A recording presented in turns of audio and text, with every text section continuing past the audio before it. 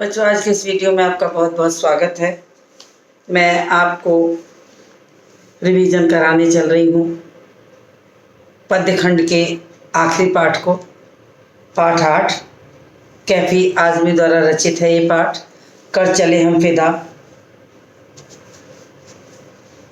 थोड़ा सा जीवन परिचय मैं कैफी आज़मी का बता दूँ आपको कि 19 जनवरी 1919 को उत्तर प्रदेश के आजमगढ़ ज़िले के मजमा गांव में जन्मे कैफी आज़मी का असली जो नाम था वो था अतहर हुसैन रिजवी।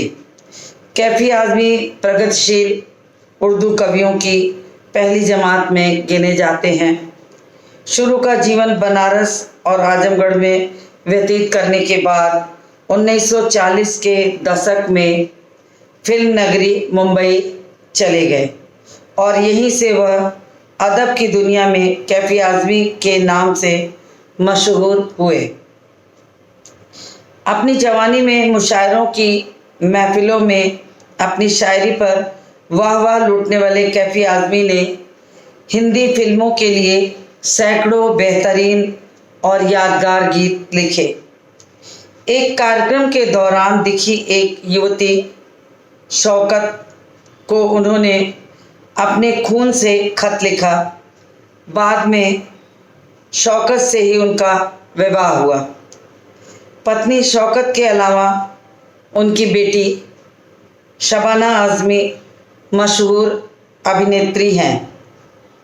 कैफी आज़मी को राज्यसभा की सदस्यता भी दी गई है। उनकी रचनाओं के लिए उन्हें साहित्य अकादमी सहित कई पुरस्कारों से सम्मानित किया गया। उनका निधन 10 मई 2002 को हुआ।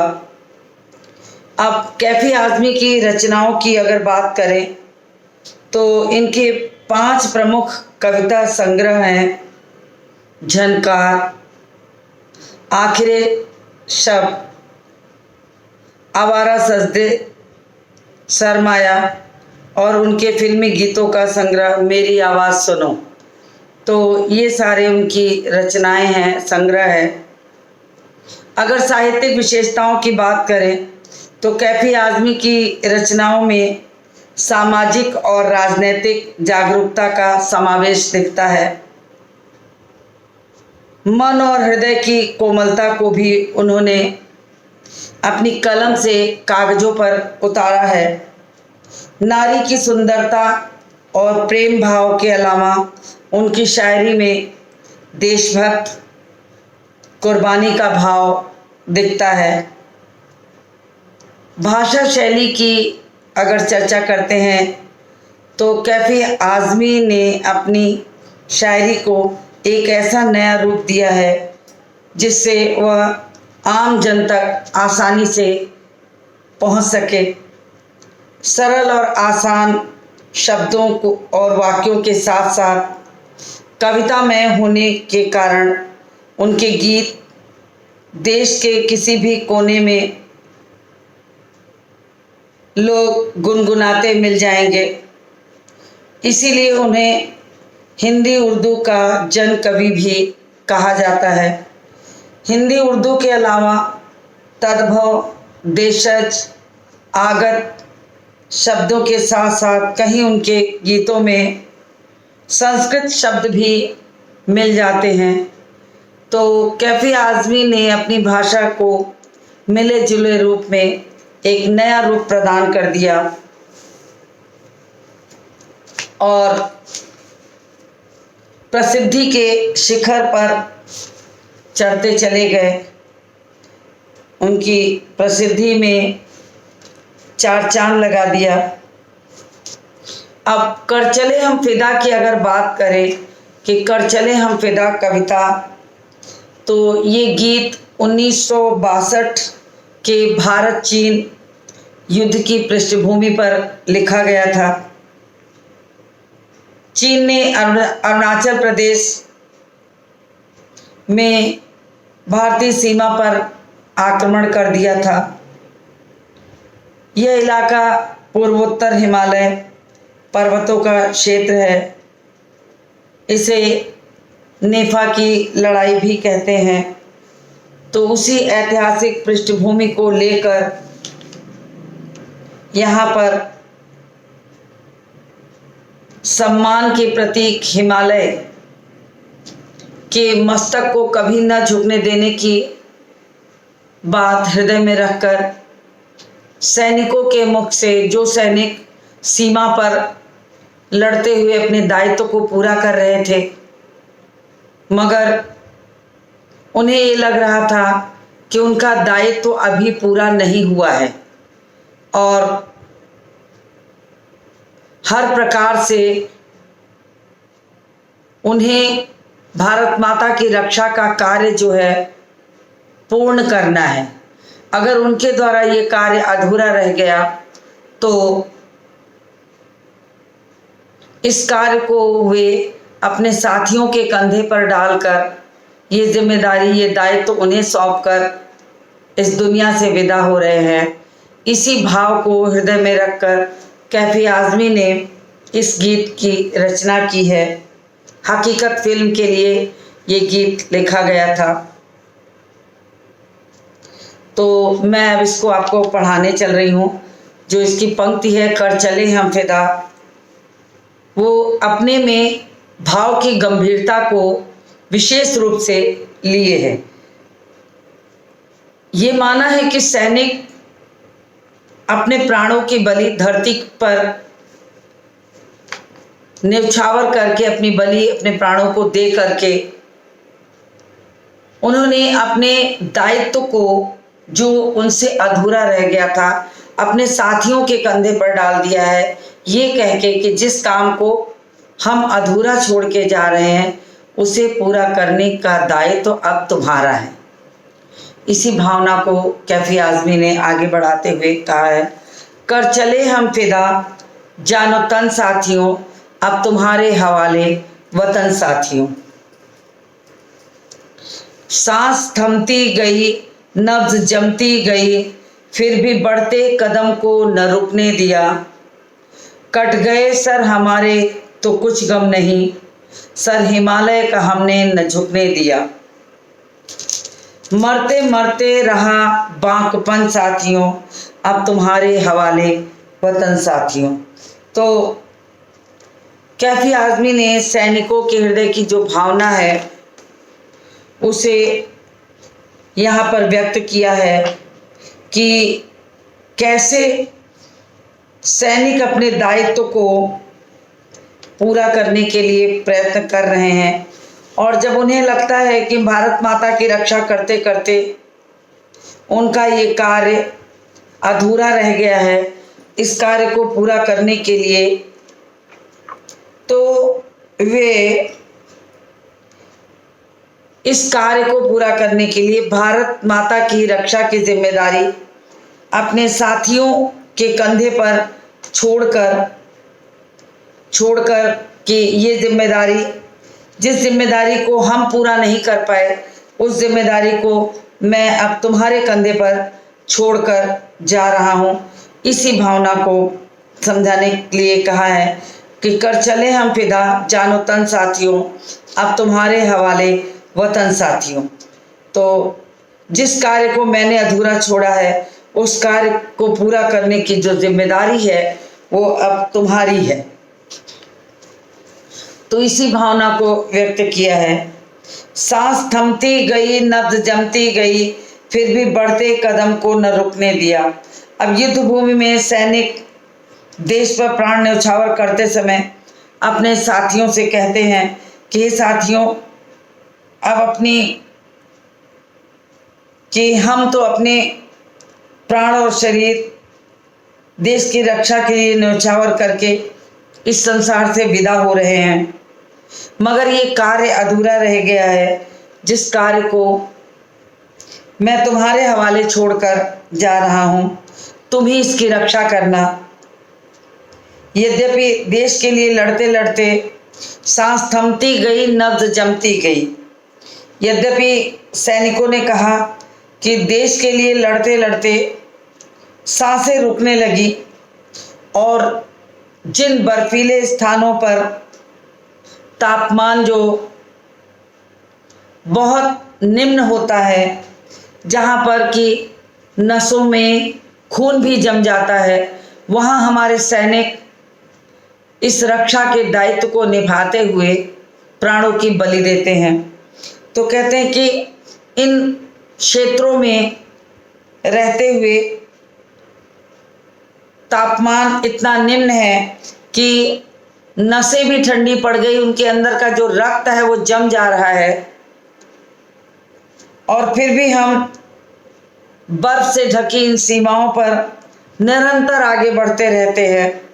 फिर भी बढ़ते कदम को न रुकने दिया, यानी अपने बढ़ते हुए पैरों को बिल्कुल भी रुकने नहीं दिए, निरंतर आगे बढ़ते जा रहे हैं। भले हमारी सांसें रुक जाएं या हमारे शरीर का खून जम जाए, लेकिन हम अपने बढ़ते हुए पैरों को एक बार भी वापस नहीं लौटाएंगे जब तक कि भारत माँ की रक्षा का दायित्व पूरा नहीं कर लेंगे। फिर भी बढ़ते कदम को न रुकने दिया। कट गए सर हमारे तो कुछ गम नहीं। अब सैनिकों ने कहा है कि अगर भारत माता की रक्षा करते करते हमें अपने प्राणों की बलि देनी पड़ जाए, कट गए सर हमारे तो कुछ गम नहीं, अगर हमारा सर भी कट जाए तो हमें इसका तनिक भी दुख नहीं है, लेकिन सर हिमालय का हमने न झुकने दिया। लेकिन जो हमारी इज्जत और सम्मान का प्रतीक हमारा हिमालय है, उसके मस्तक को हम तनिक भी झुकने नहीं देंगे। हमारे सैनिक हिमालय को हमारे भारत माता के सर का ताज समझते हैं। कहते हैं इस हिमालय को लज्जा से अगर सर झुकाना पड़ जाए तो सैनिकों का जीवन व्यर्थ होए। तो इसीलिए उन्होंने कहा कि कट गए सर हमारे तो कुछ गम नहीं, अगर हमारा सर भारत माता की लज्जा बचाते हुए, उनकी रक्षा का दायित्व निभाते हुए अगर हमें सर कटाना भी पड़ जाए तो हमें उसका कोई भी दुख नहीं है, लेकिन सर हिमालय का हमने न झुकने दिया। लेकिन हम हिमालय के मस्तक को, भारत के ताज को, भारत माता के इस मुकुट को हम झुकने भी नहीं देंगे, यानी इसे लज्जा से कभी सर न झुकाना पड़े। भारत माता के हम ऐसे सैनिक हैं जो अपने प्राणों को दे के भी इसकी आन बान और शान की रक्षा का कार्य करेंगे। मरते मरते रहा बांकपन साथियों, अब तुम्हारे हवाले वतन साथियों। मरते मरते रहा बांकपन साथियों। बांकपन कहते हैं जवानी के जोश को।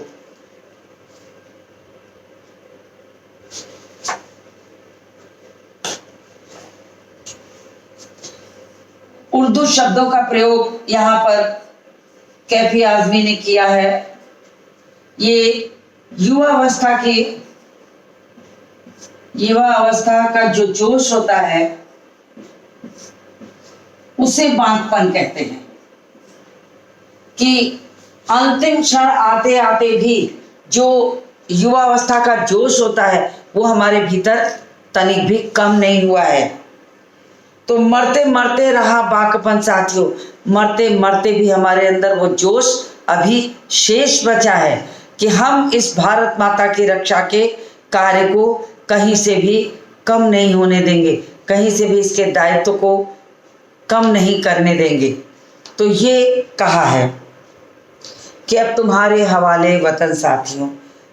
तो ये देश के का जो भार है, सैनिक अपने साथियों के कंधे पर डालकर कहता है कि मेरी तो अंतिम सांसें आ गई हैं करीब, और मैं उसे गिन रहा हूँ अपने देश की रक्षा करते हुए। मैं यहाँ से विदा ले रहा हूँ, लेकिन जिस अधूरे कार्य को मैं छोड़कर जा रहा हूँ साथियों, वो कार्य मैंने तुम्हारे कंधे पे डाला है। भारत माता की रक्षा का कार्य अब तुम्हें करना है, कि अब तुम्हारे हवाले वतन साथियों। तो यहाँ पर देश की बागडोर सैनिक अपने साथी सैनिकों के हाथ में देकर कह रहा है कि इसके रक्षा का दायित्व तो अब तुम्हारे कंधों पर है। तो कैफी आजमी ने यहाँ पर जिस भाषा का प्रयोग किया है, उस भाषा की मिठास उर्दू शब्दों के तालमेल से आई है। इसमें उर्दू शब्दों में कुछ शब्द मैं यहाँ लिख रही हूँ। जैसे भाषा में, उर्दू शब्दों में भाषा की विशेषता जो है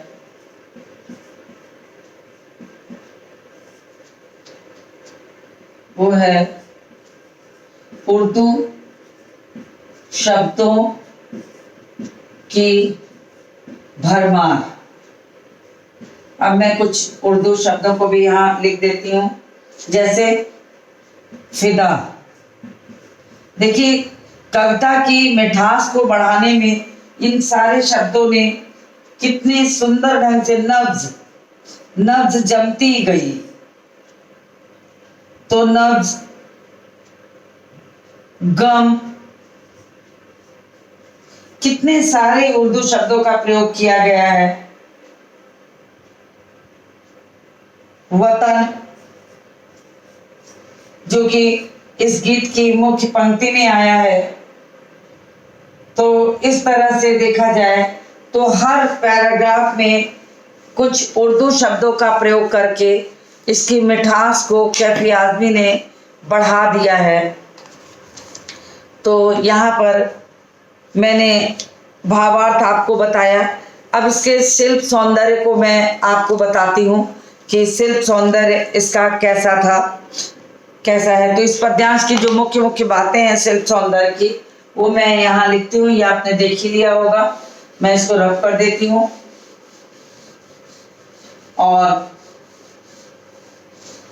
कुछ शिल्प सौंदर्य की चीजों को लिख देती हूँ, जिससे कि आपको कविता का अगर शिल्प सौंदर्य पूछा जाए तो आप आसानी से लिख सकते हैं या बता सकते हैं। तो इस अंश में जो काव्य सौंदर्य है वो मैं आपको बता रही हूँ। तो सबसे पहले तो कविता के अंश की का जो विशेष अर्थ होता है उसे एक पंक्ति में बता देना चाहिए। तो सबसे पहले इसका विशेष अर्थ जो है, देश हित में बलिदान होने की भावना दिखाई गई है।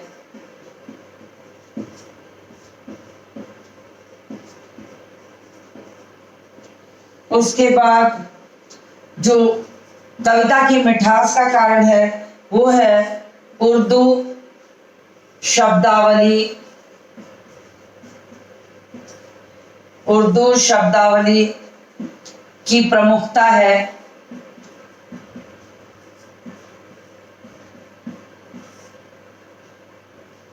फिर उसके बाद है संबोधन शैली। संबोधन कर रहा है सैनिक अपने साथियों से कि अब तुम्हारे हवाले वतन साथियों, कर चले हम फिदा जानवतन साथियों, अब तुम्हारे हवाले वतन साथियों। ये कह के संबोधन शैली का प्रयोग किया गया है। और संबोधन शैली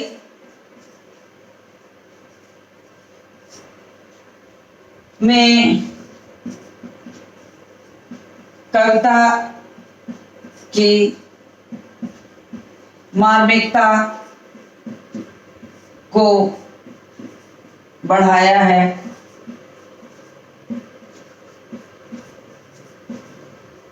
उसके बाद भाषा जो है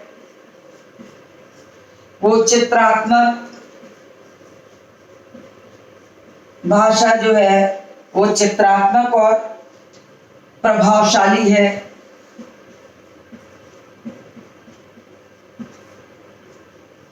प्रभावशाली है। इसके अलावा है खड़ी बोली का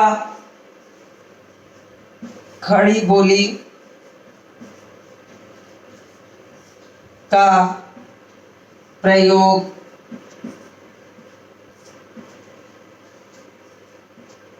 और रस की बात करें तो वीरता के भाव को प्रत्येक पंक्ति में पिरोया गया है। तो वीर रस युक्त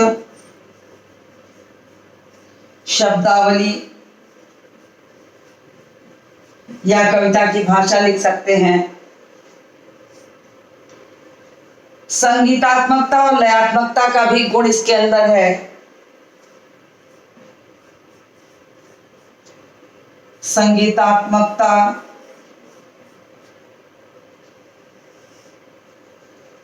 और लयात्मकता का गुण इसलिए कि ये गीत वास्तव में हकीकत फिल्म के लिए लिखा गया था और उसी में फिल्माया गया है। इस गीत को गाया जा सकता है, इसी कारण गाने के कारण इसमें संगीतात्मकता का भी गुण है। और अलंकारों का प्रयोग तो इसमें है ही है। तो मरते मरते शब्द का प्रयोग अगर करते हैं तो पुनरुक्त प्रकाश अलंकार, मरते मरते में पुनरुक्त प्रकाश अलंकार और उद्बोधन शैली भी कह सकते हैं इसको। संबोधन शैली के साथ साथ उद्बोधन शैली का भी प्रयोग मान सकते हैं कि इसमें है, जिससे कि भाषा का सौंदर्य बढ़ जाता है कि कविता में कैसे सुंदरता को बढ़ाने के लिए जो कवि है वो अपने सैनिकों के माध्यम से कैसे अपने साथियों को संबोधित कर रहा है।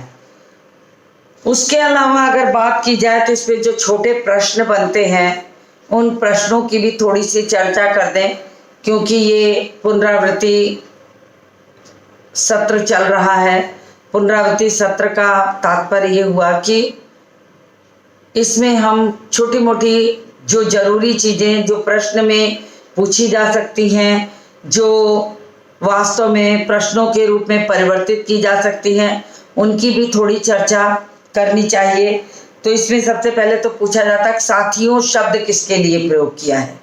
तो बच्चों मैं आपको बता दूं कि साथियों शब्द जो है सैनिक अपने सैनिक साथियों के लिए ही करते हैं, क्योंकि देश की रक्षा का भार उठाते उठाते जिन सैनिकों ने अपने प्राणों की बलि दे दी, संभवतः उन्हीं की भाषा में ये कविता आगे चल रही है कि कर चले हम फिदा। ये हम शब्द का जो प्रयोग आया है वो हम शब्द सैनिकों के लिए कहा है और उन सैनिकों के लिए कहा है जो अपने प्राणों की बलि दे करके देश की रक्षा के कार्य को अभी पूर्ण नहीं कर पाए हैं और उन्हें ये लगने लगा है कि अगर किसी कारण से देश की रक्षा अधूरी रह गई तो इस कार्य को कौन पूरा करेगा।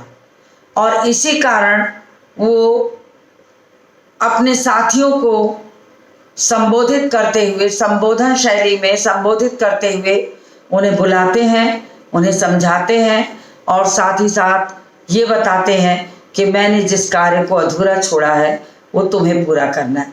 तो यहाँ पर साथियों शब्द का प्रयोग किसके लिए किया गया है इसे आप अच्छी तरह से समझ गए होंगे। उसके बाद प्रश्न हो सकता है कि सैनिक अपने साथियों से क्या कह रहा है। तो सैनिक अपने साथियों से क्या कह रहा है? वो कह रहा है कि मैंने अभी अपने भारत माता की रक्षा के कार्य को अभी पूरा नहीं किया है, अभी पूरी तरीके से भारत माता की रक्षा का कार्य पूर्ण नहीं हुआ है और जिस कार्य को पूर्ण मैं नहीं कर पाया, अधूरा रह गया है, उस कार्य को पूरा करने की जिम्मेदारी मैं तुम्हारे कंधे पर डाल रहा हूँ, क्योंकि लड़ते लड़ते अब मेरी सांसें रुकने लगी हैं, शरीर का रक्त जमने लगा है, लेकिन जोश कम नहीं हुआ है और उस जोश को कम न होने के कारण कुछ भी हो जाए हम अपना सर तो कटा सकते हैं मगर हिमालय के सर को कभी भी झुकने नहीं दे सकते। तो इसी भावना को कहा गया है साथियों द्वारा। और अगर कहा जाए कि कविता में किनके बलिदान की गौरव गाथा गाई जा रही है, तो हमारे बलिदानी वीरों की गौरव गाथा है। हमारे बलिदानी वीर जो देश की रक्षा के लिए आगे बढ़ते हुए सीने पे गोली खाने के लिए निरंतर आगे बढ़ते हैं कि दुश्मन की किसी न किसी गोली पर उनका नाम लिखा हो, मगर भारत की रक्षा की जो उनकी भूमिका है उसमें कोई कमी ना हो, उसमें वो बिल्कुल भी ये नहीं करते हैं कि इस जिम्मेदारी को वे छोड़ दें, वे बल्कि अपनी अधूरी जिम्मेदारी को अपने साथियों के कंधे पर डालते हैं। अब सैनिकों को अपनी आत्माहुति पर, बलिदान देने पर बहुत गर्व है। इसमें जो विशेष बात एक बताई गई है वो यही है कि सैनिक अपना बलिदान देने के लिए बिल्कुल अपने अंदर कहता है कि मरते मरते रहा बाकपन जा साथियों। बाकपन मतलब युवावस्था का जोश। युवावस्था के जोश का मतलब हुआ कि सांसें रुक रही हैं मगर वो जोश कम नहीं है। उन्हें अपने पीछे कोई भी चीज़ें याद नहीं आती, अगर याद आता है प्राणों की बलि देते देते और अंतिम सांसों तक, तो उन्हें अपना देश याद आता है। तो यही कहा है कि यहाँ हमारे सैनिकों को सबसे ज़्यादा गर्व है अपने आप को देश के नाम बलिदान करने पर। उन्होंने कहा कि सांसें कम पड़ जा रही हैं, इस भारत माता की रक्षा के लिए मेरी सांसें कम पड़ जा रही हैं। उन सांसों को उधार समझकर तुम्हारे ऊपर वो जिम्मेदारी, तुम्हारे मतलब देश के उन अन्य सैनिक जो उनके समूह में हैं, उन्होंने आगे की पंक्तियों में कहा है ना कि ये काफिला कभी खत्म नहीं होना चाहिए, क्योंकि अगर ये काफिला खत्म नहीं होगा तभी हम जीत का जश्न मनाएंगे। इस जश्न के बाद यानी कि इस लड़ाई के बाद हमें जो अवसर प्राप्त होगा वो हमारा जश्न मनाने का अवसर होगा, वो हमारी हिम्मत और ताकत का अवसर होगा, जिसे पूरी दुनिया सर उठाकर सलाम करेगी। तो हमारे सैनिकों की ये जो गाथा कैफी आज़मी ने इस गीत के माध्यम से हमारे सामने रखा है, वो गीत वास्तव में वीर रस का वो भाव हमारे भीतर भर देता है कि आप जितनी बार भी इस कविता को पढ़ें, आपके अंदर, आपके शब्दों में, आपके भाषा में, आपकी आवाज़ में वही जोश सुनाई पड़ेगा। तो ये कविता के अंदर उन्होंने कहा है। मैंने तो अभी सिर्फ आपको इस कविता के 5 या 6 जो भी पद्यांश हैं उनमें से अभी पहला पढ़ाया है, और उस पहले को ही मैंने आपको इतनी समझाया, उसका काव्य सौंदर्य बताया, उसकी भाषा बताई, और साथ ही साथ आपको इसकी ऐतिहासिक पृष्ठभूमि भी बताई कि किस ऐतिहासिक पृष्ठभूमि पर इस कविता की रचना की गई है। तो जो सबसे बड़ी बात है वो यही है कि ये भारत चीन जो युद्ध है, उस युद्ध के दौरान जो उन्होंने अनुभव किया था उसी का वर्णन करते हुए यहाँ पर 1962 की ये लड़ाई थी भारत चीन की, और भारतीय सैनिक भारत चीन सीमा पर लड़ते लड़ते अपने आप को बलिदान कर रहे थे। तो इसी युद्ध भूमि को चेतन आनंद ने हकीकत फिल्म के लिए ये गीत लिखा गया था। आपसे ये प्रश्न भी पूछा जा सकता है कि ये गीत किस फिल्म के लिए लिखा गया था, तो आपको हमेशा याद होना चाहिए कि ये इसकी पृष्ठभूमि जो है वो क्या है, 1962 की लड़ाई, 1962 की भारत चीन लड़ाई है। भारत चीन युद्ध इसकी पृष्ठभूमि है मुख्य रूप से। तो ये सब चीजें मुख्य रूप से आपको याद, और किस फिल्म के लिए है, तो हकीकत फिल्म में ये गाना, हकीकत फिल्म के लिए इस गाने को कैफी आज़मी ने लिखा था। तो मैंने आपको ये अनुच्छेद पढ़ा दिया और उम्मीद भी करती हूँ कि आपको अच्छी तरह से ये समझ में आ गया होगा। कोई कठिनाई नहीं है। साथ ही साथ आपको ये भी पूछा जा सकता है कि ये फिल्म का डायरेक्टर कौन है, तो चेतन आनंद, आप उसे भी याद कर लीजिए कि हकीकत फिल्म जो है वो चेतन आनंद। तो आपको ये छोटी छोटी जो बातें हैं इस पृष्ठभूमि के रूप में आप इसको याद रखिए, तभी आपको जो मुख्य रूप से कविता तो समझ में आएगी, लेकिन इसकी पृष्ठभूमि नहीं समझ में आई तो पूरी कविता का जो भावार्थ है वो बहुत स्पष्ट नहीं हो पाएगा, क्योंकि युद्ध वर्णन है, वीर रस का वर्णन है, और वीर रस के वर्णन में ये सारी बातें यहाँ बताई गई हैं। तो मैं उम्मीद करती हूँ कि आपको ये अंश अच्छी तरह से समझ में आ गया होगा, और मैं आपको इसके आगे के अंश को अपने अगले वीडियो में पढ़ाऊंगी, क्योंकि कविता थोड़ी सी बड़ी है तो एक वीडियो में संभव नहीं है। और आज के इस वीडियो को यहीं समाप्त करती हूँ और मिलती हूँ आपसे अगले वीडियो में।